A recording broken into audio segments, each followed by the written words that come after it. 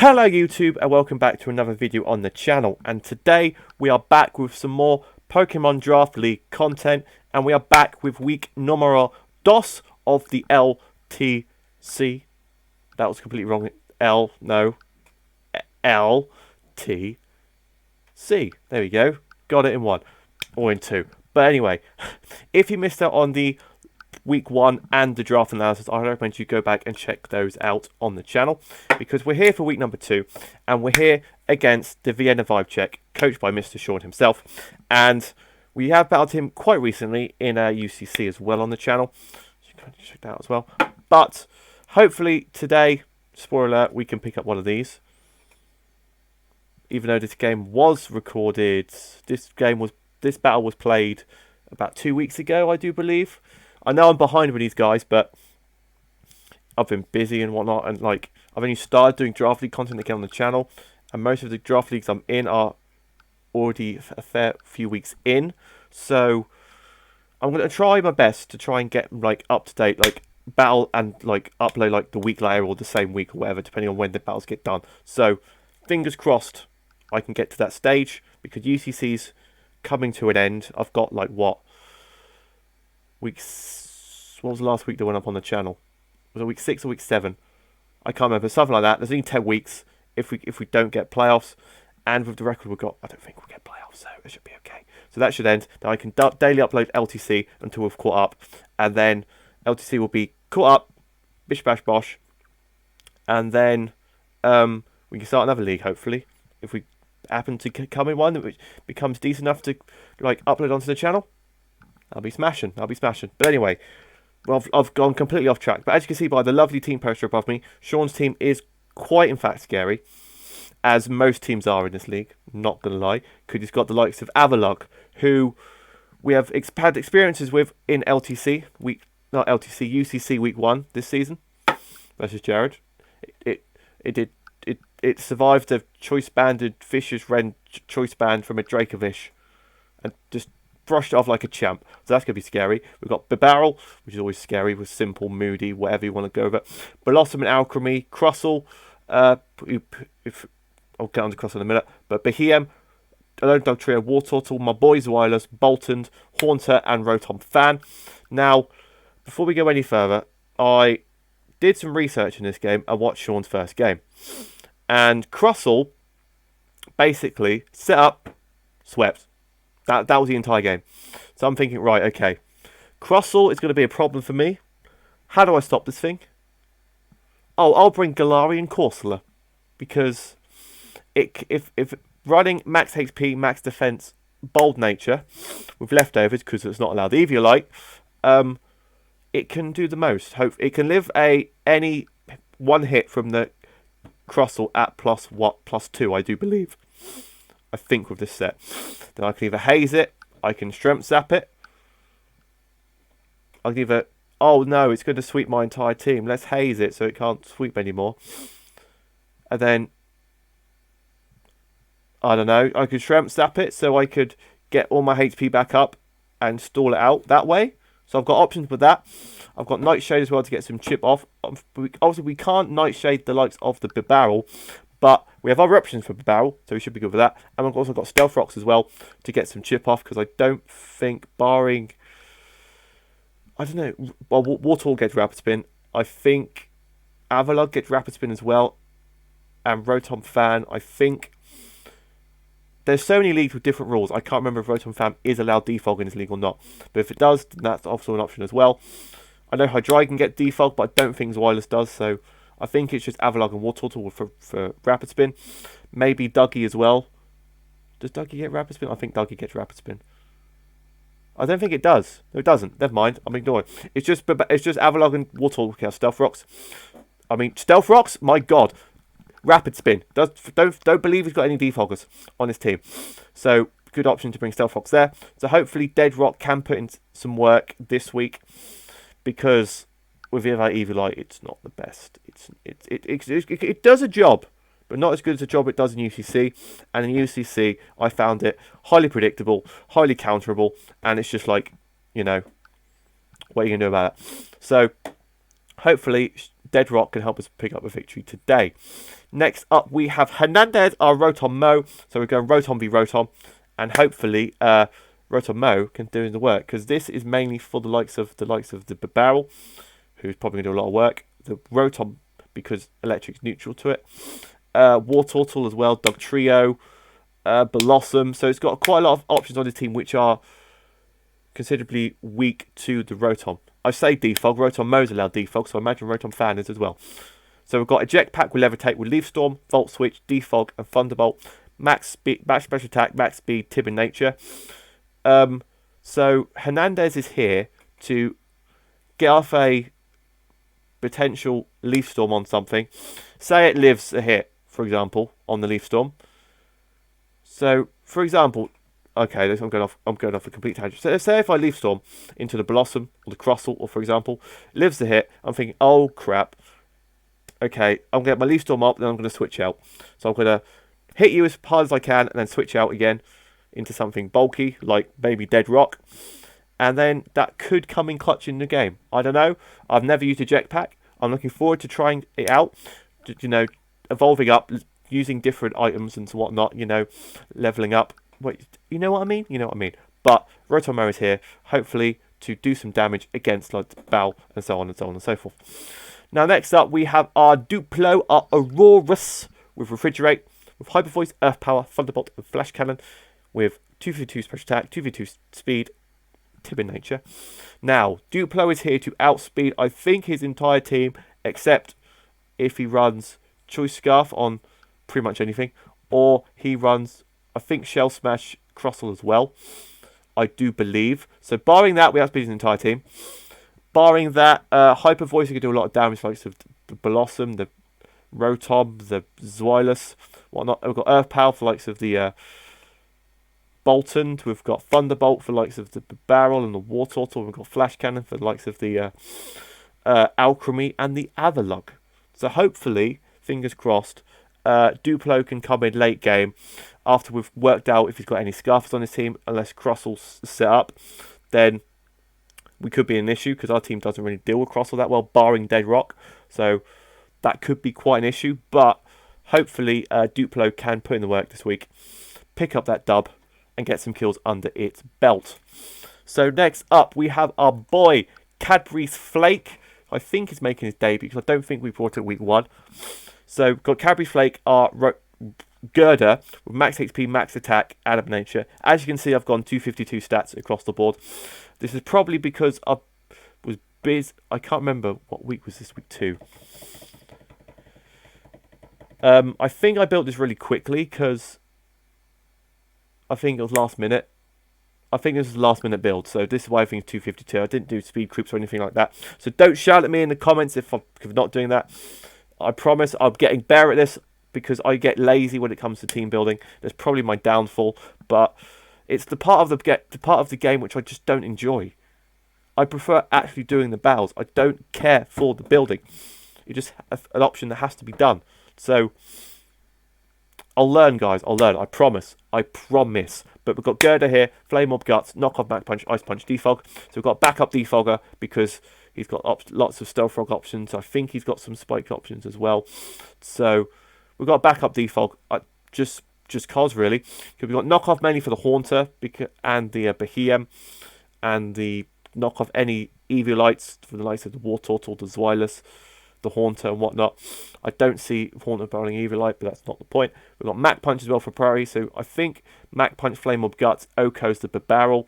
I think it Oko's a Lowland Dog Trio as well. I don't think it does anything to... I don't think Oko's wireless, but I'll do hefty chunk for that. We've got Ice Punch as well, for the likes of the Rotom, the Zweilous, the Blossom, and whatnot. So hopefully, Cadbury Flake can come in clutch with that burnt Cadbury Flake and do the most damage. Now we move on to your boy, Baby Puff, our Shelgon, with Overcoat, so we can stop any spores or sleep powders from the Blossom. We can... I think that's pretty much the only Overcoat moves it can stop this week. So we've got it on there. So we've run exactly the same sets we did for week 1, because if you missed out on week 1 and the draft analysis, this baby puff set I want to do something this season with. Rest, Sleep Talk, Outrage, Dragon Dance. I just want that to sweep once. Just one time. It would be make my year if I could do this in a competitive league game. So we've got max HP, max defense, Adamant Nature, so we can live most hits with being bulky Eviolite. Then we can obviously start to set up with Dragon Dancers, and you're thinking, oh, okay. So as long as the Alchemy is dead, we should be able to potentially sweep with Shelgon. So fingers crossed that can happen, because I would love it. I don't think I mentioned this, but I'd love it if Shelgon could actually sweep. And last but not least, we've got the boy on the team, the man, the myth, the legend, who is only drafted this season to try and claw back up to top spot in my overall MVP list, knocking down Blacephalon and Mega Lucario off that top spot. Get these overpowered Mons out of here. Let me have Ambipom. Let me do the most with it. And let me do things with Fake Out, Technician Boosted, knock off to knock off the likes of the Eviolites like there was on Cadbury's Flake. And the Haunter, because I don't think Haunter gets Focus Blast. I think it only gets Sludge Bomb. I don't think it gets Focus Blast. I don't really think Gengar does. But I could be talking the most amount of crap. But who knows? We've got Dig as well, because we've got Power Herb Dig, because Sean in week 1 brought it to meme on, I believe, Hanny week 1, or I can't remember who was battling week 1. I think it was Hanny, and he brought Power Herb Dig on his Boltons. So I thought it would be funny to bring Power Herb Dig on my Ambipom to kill the Boltons. But it did. But hopefully I can get that off. And we've got Technician Boosted double hit as well. So late game, if Haunter, Dugtrio, Avalugg, yeah. So all these, if Avalugg, Crustle, Dugtrio, and Haunter are all gone, double hit should be able to OHKO the rest of his team with Technician Boosted and Stab Boost. So hopefully, fingers crossed, Ambipom can get some kills this week, because that is what I'm hoping for this week.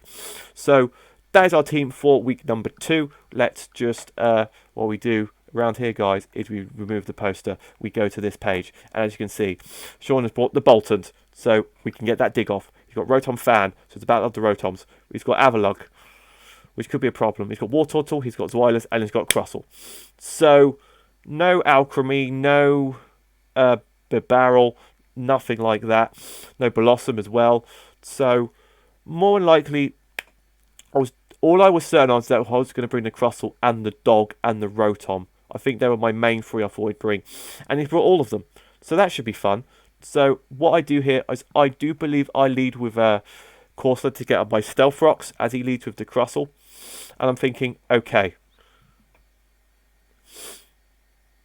So he leads with the Crustle, and I'm thinking, right, okay.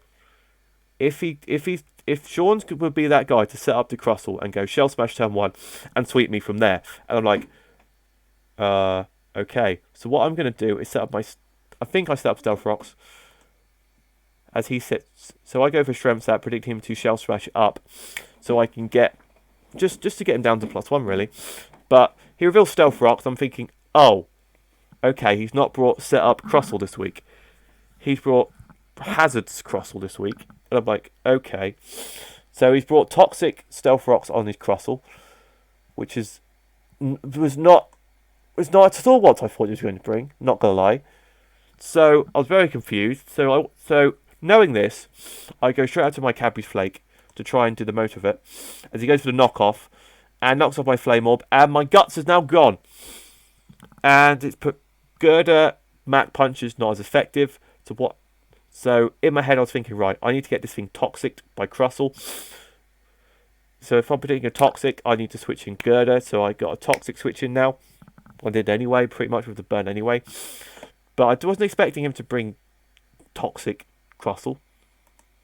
So he leads up Spikes. I'm thinking, okay, great. So I go for Defog on my Cadbury's Flake, because I wanted to get the rocks away, and obviously I've got options with Rotom and Girder. I did want to send in Rotom just in case he won X Scissor and just predict that, and went bop, goodbye Rotom. Even at -1 could do a hefty chunk. So after 2, possibly I would have died, but who knows. But I go into this thing because it's neutral to bug, I do believe, and it won't do that much damage because we're max HP. So I go for default, go straight back out to Corsola as he sets up to Stealth Rocks again, and he goes out into a Rotom Fan as I put my Stealth Rocks again. So the only thing we've got on opposite sides of the field are those Stealth Rocks, which is more because I've only got Aurorus, I do believe, which is weak to rocks, and he's got Avalugg and Rotom, which are both weak to rocks. So it's more beneficial for me to have them up than he does, but it's still going to be an issue with like chip and whatnot for all this switching out. So Rotom mode goes for the substitute. As I go for Nightshade, which reveals it does break the substitute, but Rotom Fan is just going to keep subbing on me. So I go into my Shelgon as he sets up a nasty plot. And I'm thinking, oh my god, Rotom is going to be all damage. What's now? All damage. So I go into Shelgon predicting, oh okay, if he's going to sub again, I'm going to try and bait him and try and set up as much as possible. Because I didn't think Rotom would... I didn't think he'd have set up and substitute. I thought he'd have sub, Volt Switch, Air Slash, and maybe Toxic, like sub-Toxic stall, Rotom Fan. But obviously he has set up. And I think, okay, how much is Air Slash doing to how much is Air Slash doing to Shelgon? He does 83%. I'm like, bruh.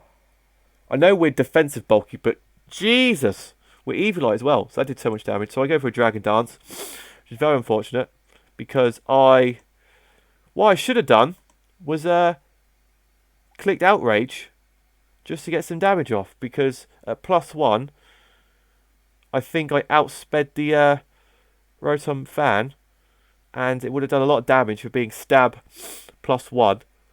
It might have knocked it out. It might have done.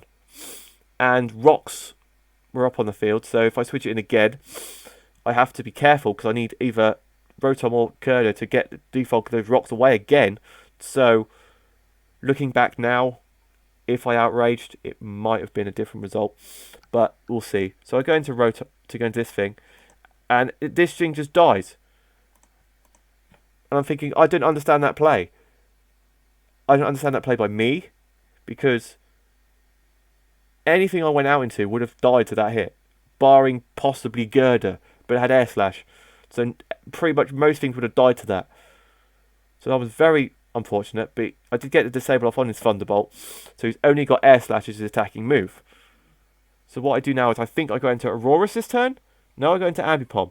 Okay, so I go into Ambipom to fake out, because that's the most logical thing to do. But he's going to be predicting that, so he goes out into his Avalugg. I think I go for fake out anyway. So I go straight into Girder, predicting, oh, this thing can't do anything to me. Goes for the body press, gets a crit, and I'm like, bruh. Oh, this is just really annoying now. Because I could have got, I don't know, crits are always a nightmare, aren't they? But predicting a Mach Punch, he goes out into the Rotom Fan. But I just go straight up for default because I knew he'd switch out. Obviously, predicting a Mach Punch. So I say and go for the Thunderbolt. Sacks off the Girder because I'm like, anything I switch in now is going to die. Barring Aurorus, but I need that healthy as much as possible to potentially... Because that's my best chance of sweeping now. If I can kill the Avalugg, potentially I could sweep with Aurorus, but I have to be careful with that. So I'm going to Aurorus now to click Hyper Voice, which blows back this Rotom Fan. He now knows I'm Choice Lock because I outsped the Rotom Fan with an Aurorus. So he goes out into his War Turtle, thinking, oh, I'm only locked into Ice type moves, so you can't really touch me. So I go into Shelgon to try and sack this thing off, and he goes for a Shell Smash on his Shelgon. And I'm thinking, I was planning for Shell Smash on a Crustle, completely forgetting the War Turtle also gets the Shell Smash, and that could be an issue because now it outspeeds my entire team. Anything I can do to really chip it without, having to take a hit first is Fake Out on Ambipom, and if it's Evilite, even at -1 defense, it's not going to knock this thing out. Not even. It's probably going to do barely. It's probably going to do about 50%, which isn't great. So I'll have to either Fake Out, Switch Out, kill something. Fake Out, Switch Out, kill something. That's an option. But he goes for a Shell Smash, and he just reveals Ice Beam on baby puff. Having to sack that off, so that does nothing this week. So you go to protect to burn out my fake out, which isn't the best thing in the world. So what I should have done there was I knew, right,